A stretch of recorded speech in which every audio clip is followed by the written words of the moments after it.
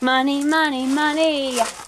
It's a rich man's world. I'm not sure you're even allowed to sing that song anymore because it's a rich person's world, it's been suggested.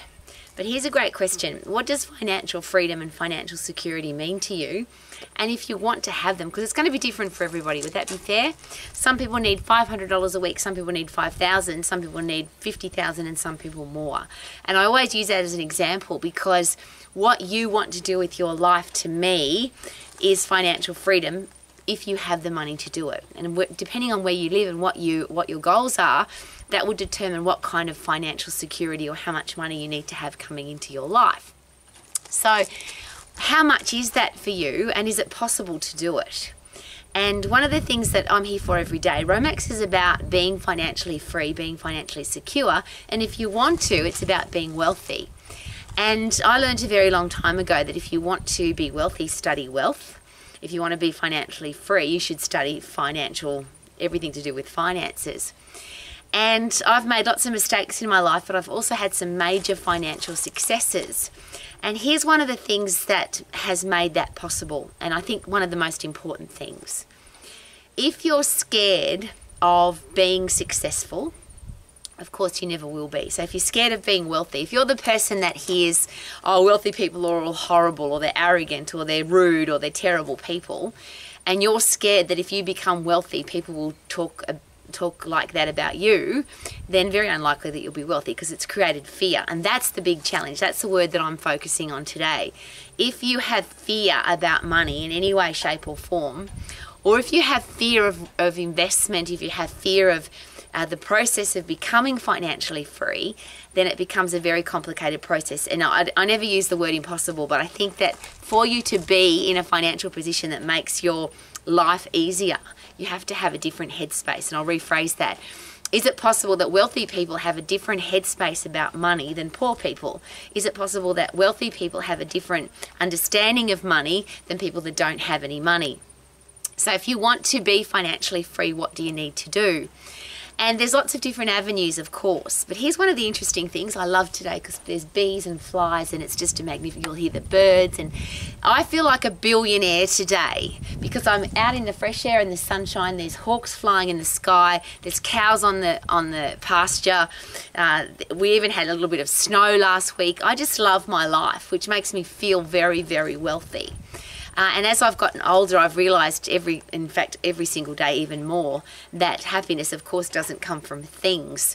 Happiness comes from the inside, and if we think that things or money or wealth is going to make us happy, that could be very delusional, because I've met, as I always share, and I'm involved with, and I know lots of very wealthy people who are very miserable. They fly around in private jets and they go by helicopter, and they've got unlimited funds to go shopping, and they go shopping and they're still miserable, and they buy whatever they want.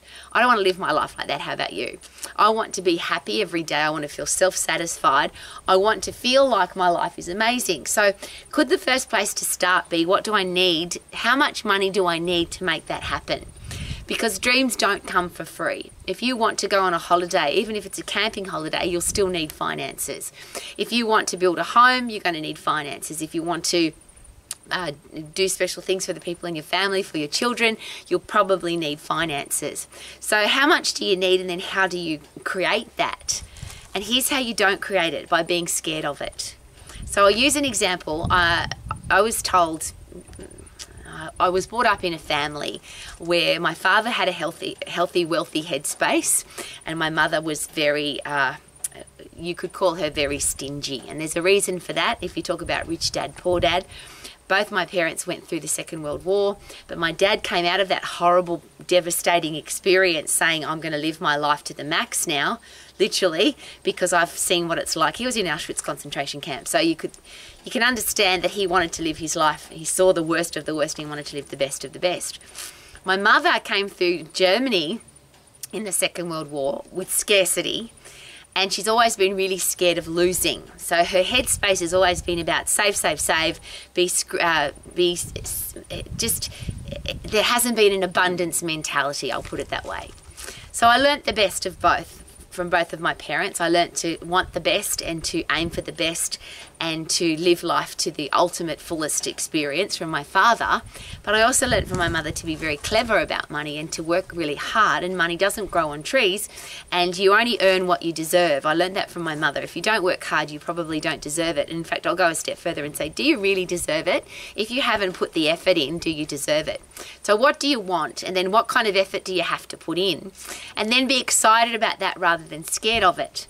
So I started earning money at a very young age, and I always share that. I started earning a significant amount of money when I was 10 years old. And then that just kept increasing and increasing. I didn't study wealth creation, and I didn't study how to look after my money. So I spent a lot of money as well. I earned a lot, but I spent a lot. But here's an interesting thing to take note of. One of the things I've invested in, and one of the things that K-Man and I have invested in extensively, is property. And there's lots of times in the world, and it might be that time now, where inflation is high, interest rates are high, and there's a massive amount of talk, crisis talk as I call it.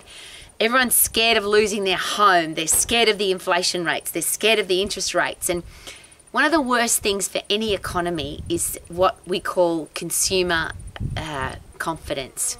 If consumers aren't, you and I, if we're not confident to invest our money, if we're not confident to buy things, it's very difficult for the economy to turn over. If I don't go and spend my money, then of course the shopkeepers don't make any money, so they don't have any money, so they can't invest, they can't spend, and things don't turn over. I'll give you an interesting example of that. When I first worked in Belgium, a tiny little country in the middle of Europe, there was about, at the time, it was a long time ago, there was about 50% of the population, arguably more, of the people who were working what we call black, tax-free. So they were getting paid cash. And it was an interesting society, and there was a change of government one of the years that I lived in Belgium, and that government said, we're going to stamp out everybody that's working black. We're going to stamp out all the people that don't pay tax. Interestingly, two things.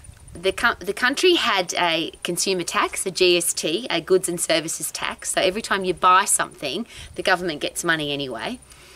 And the interesting thing, when you're getting paid cash, you spend your money because you can't put it in the bank because it's traceable. So nobody can save their money when they're working black. So what happened is that poor little country, about 4 million people at the time, came to an economic halt all of a sudden, literally, because they were aiming to stop people who were getting paid under the table, as we call it, getting paid cash. But those people stopped spending their money. So alcohol sales went down, car sales went down, clothing sales went down, restaurant sales went down. Most sales went down because people weren't spending their money anymore. They didn't have the confidence. Well, they had to declare their income. And I'm sharing that with you because being an old lady and having lived in lots of different countries with lots of different tax systems and lots of different ideas about how to become wealthy, it's been really interesting to see what happens when you try and restrict the human brain from driving forward. So if the human brain is fearful, and that's one of the biggest stoppers of us doing anything, if you're scared of becoming wealthy, if you're scared of investing your money, if you're scared of buying a house, if you're scared of investing in shares, if you're scared of losing what you've already got, it's very unlikely that you'll get any more. So I'm not, of course, not about being risky, putting your lifestyle at risk, and I would never give advice about money. But one of the big challenges, of course, is if you are fearful. So I started investing in property when I was, and this is a very fun story, I was 15 years of age, went to the bank and I wanted a loan for $26,000. That was my first property, and it was in a very delightful suburb of Campbelltown in Sydney, Australia. Bees and flies today, which is just awesome. I told you I feel like a billionaire when I live out here. It's just amazing. And the bank just laughed at me. I was 15 years of age. You can't get a bank loan until you're 18. Now, I don't believe in the word can't, I don't believe in the word impossible, and particularly back then, because it was a long time ago, a relationship with a bank manager was very important. So I built a relationship with a bank manager who was a member at a health club that I was working in, and interestingly, I got a loan, and I didn't even need a deposit. I had a deposit, but I didn't need one because I had such a great income. And the reason I had such a great income was because I worked really hard and I added value to the businesses I was in, and I produced a large amount of money. So I got to buy a home, and the bank gave me the money. I think 18% was the interest rate at the time. Over my career of investing in property, and we've invested in literally hundreds of properties, and so has Cayman. That was one of the things that we had in common when we met, that he had invested a lot of money. He had a company that invested in property. And we talked about all of our failures and our successes and how the property market works. And what we both got excited about was we both had the same headspace, that yes, you're going to lose money, and you're going to make money. If you sell your house when the market's down, you're going to lose money. That's just common sense. But you only lose money if you sell your house. You only if you get a loan at a low interest rate and then the interest rates go up, then you might have to find more money. But it doesn't mean that house is not valuable anymore. It doesn't mean that you can't do that. It just means you have to wait. And that's the interesting thing about wealth creation and money, and the fear of being successful and the fear of having money and the fear of not having money. It's got a lot to do with time. You can always make money over time. Just ask anybody who understands compound interest. If you start investing $1 a day when you're a teenager, you can retire not just a millionaire now, you'll be a multi-millionaire. It's a simple process, but you have to study it, you have to learn it, you have to understand it. And if you understand it, are you less likely to be fearful about it? Which is why when people today talk about high interest rates or high inflation rates, I'm not fearful of it because I've lived through it. I've bought properties at 25% interest rates. I've bought properties at 18% interest rates. I've bought properties at 15% interest rates. What scared me the most, and I don't get scared, but I was very concerned about an interest rate that was 1% and 2%. It just didn't make any sense to me. If the banks don't make money, then how is the economy going to turn over? And there's a whole heap of conspiracy theories about the bank, etc., etc. But here's my open philosophy about the bank.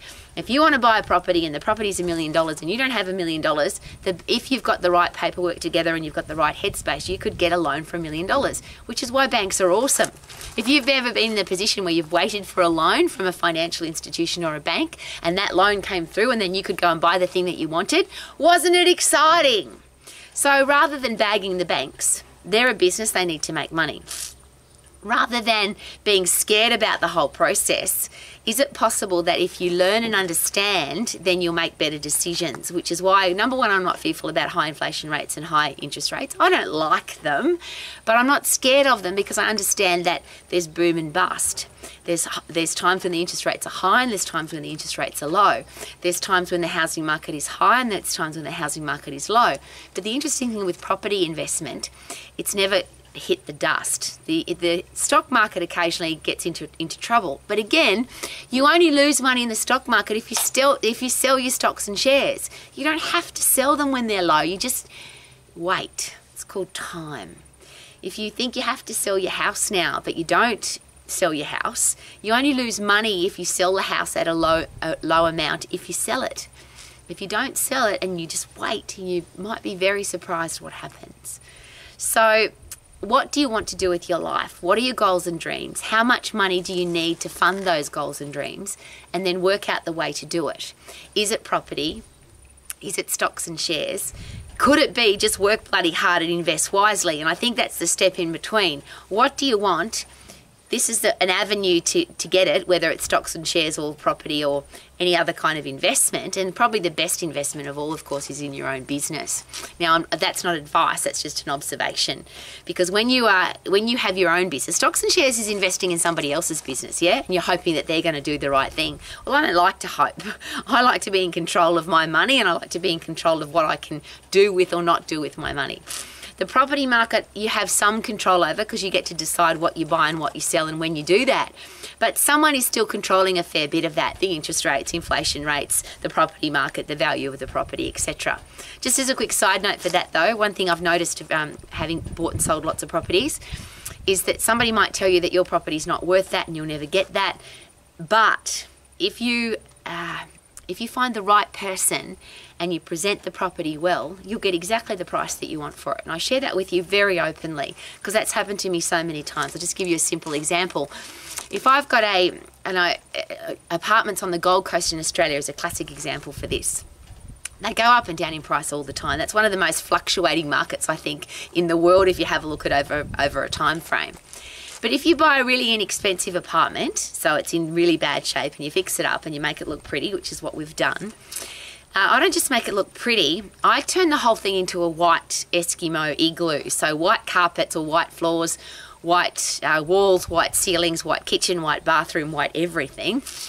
And then when I want to sell that property, I ask the person who's coming to view the property what their favourite colour is.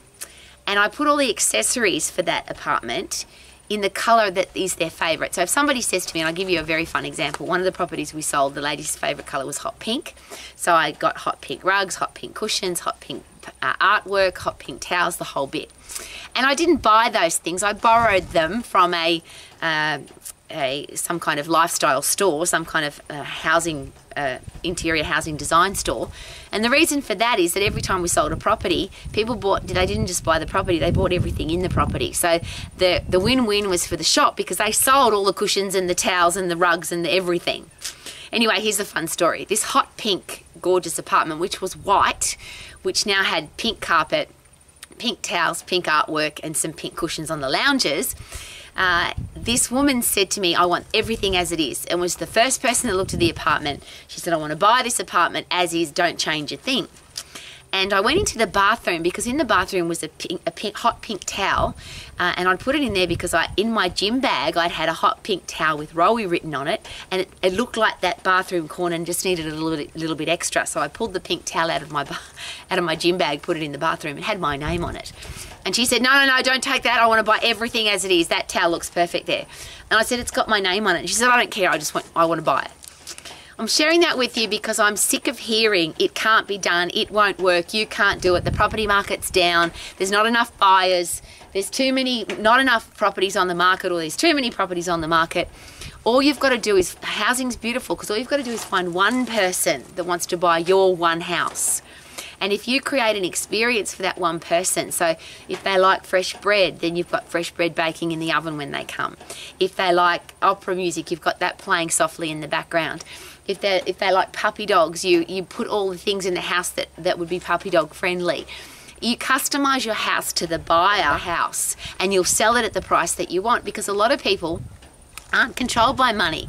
They're financially free, and they just want that house. I'm sharing all of this with you because you can be financially free, you can be financially successful. It doesn't matter what the interest rates are, it doesn't matter what the inflation rate is, it doesn't matter what the government's doing. People say, oh, but what about when we get a new government? Well, the governments in my lifetime have changed over and over and over and over, and some have been good and some have been bad and some have been thrown out and some have been loved. It doesn't matter. This is your life. Don't let other people control your life. Would that be great? Wouldn't that be an awesome way to live? Not being controlled by inflation rates, not being controlled by interest rates, not being controlled by other people's negativity and other people's fear. And remember, in their defense of the media, they have to sell newspapers, they have to get people to watch them on television at 6 o'clock news, and they have to get people to listen to them on the radio. That's their job. So the media people are going to make everything in the world a crisis. Everything's going to be a drama. Everything's going to be too hard, too tough, and it's the end of the world. And in my lifetime, I've heard that many, many, many times. We're not going to survive this. It's the end of the world. It's a disaster. It's a crisis. And you know what? Human spirit and the people who don't believe that rubbish, they just move on. There are people who have been through tornadoes, floods, droughts, global financial crisis, global medical pandemics, and they either ignore it or they didn't even know about it. Did you know that there's some people that didn't know that the Twin Towers fell down, and they didn't know that there was a global financial crisis? They didn't know that there was a medical pandemic. They might have been in the forest in Africa somewhere, or they were in the Sahara Desert, and they just didn't know. If you didn't know, then you can't be fearful about it, and that's one of the reasons why I have blonde hair. I'm too dumb to know that it's not possible, and I share that passionately and openly without it being politically incorrect. I love being too dumb to think that it can't be done. The smart people analyse and worry, and they're concerned and they research, and I think they talk themselves out of their own happiness because they do too much research. If you decide, this is what I want, This is how I want to live my life. This is the amount of money I need to finance it. What's the best way for me to do that? And you might think, okay, property sounds great. Rowie's idea on property is awesome. Or stocks and shares. They go up and down, up and down, up and down, up and down. But in my lifetime, always have gone up. You just don't sell at the wrong time. And that's called study, research, and understand how that works. Your own business, very easy to invest money into. Your business will grow. You will make more money. You will make more profit. And you'll be in full control of it. That's a really nice way to live your life. And I always share this. Choose your own hours, be your own boss, work with the people that you want to work with, be proud of your product and service, and earn the amount of money that you want to earn. And that's called having your own business. So if you want to feel like a billionaire like I do, I live in I believe one of the most beautiful places in the world, and you're going to have your most beautiful place. Where is that? And if you're not living there, why not? The view to me is better than any billion-dollar painting. Okay, then I've said this many times when we see paintings getting sold for enormous millions of dollars, we always say, but look at our window. What a beautiful view. And that's, to me, a billion-dollar view. I love it. And that's all I'm asking, is that whatever your thing is, put yourself in that position so that you can do it, and don't let somebody else tell you that you can't. You can be financially free. You can feel like a multi-millionaire, billionaire every day. You just have to decide what it is that you want. What do I need to do to get it, and what's the financial, how do I have to develop that? And it might be that you're going to downsize, it might be that you're going to upsize, whatever it is that you decide to do. The sun will come up every day. We have a new day every day. We get to decide how we live. And my philosophy in life, we only die once, but we live every day. We're all going to die. I'm the most positive person on the planet, but we're all going to die. And we don't know when. So why are we wasting our time being fearful of inflation rates and interest rates and the government and medical pandemics and all of the things that go on in the world? There's always been things going on in the world. What we have full control over is how we react or respond to those things. And I just want to react never, because that's I want to respond every single time with passion and enthusiasm and excitement about life, control the things I can, drop off the things that I can't, and just love every day. That's why I sing every day. Super duper doo, how are you? I am just amazing. I hope that you are too. Woohoo!